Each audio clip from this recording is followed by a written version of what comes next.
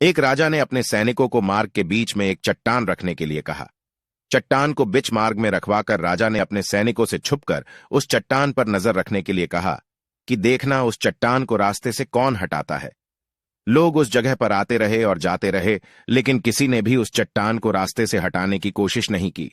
उस चट्टान के पास से लोगों के गुजरने वालों में राजा के कुछ करीबी लोग और शहर के व्यापारी भी शामिल थे, और उनमें से कुछ लोग तो राजा को ही कोसने लगते कि क्या राजा इस चट्टान को भी रास्ते से नहीं हटवा सकता। लेकिन किसी ने भी उस चट्टान को रास्ते से हटाने का प्रयास नहीं किया। ऐसा काफी दिनों तक चलता रहा।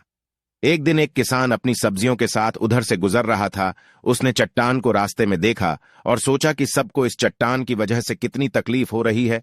उसने अपनी मजबूत लाठी से उस चट्टान को एक तरफ धकेलने की कोशिश शुरू कर दी। काफी कोशिश के बाद वह उसे मार्ग से हटाने में कामयाब हो गया।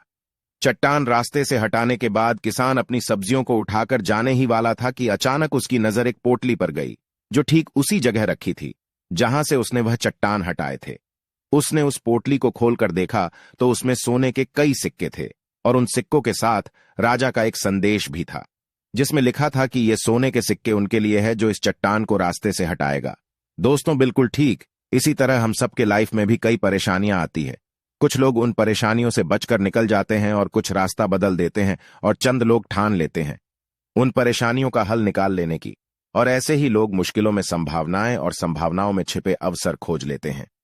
मजबूत इरादे और नेक दिल के साथ किए गए कोशिशों के परिणाम हमेशा ही अच्छे आते हैं। इसीलिए जीवन के परेशानियों से घबराओ मत, बल्कि उन परेशानियों को हल करने की कोशिश करते हुए जीवन सफर में आगे बढ़ते रहो। धन्यवाद मित्रों।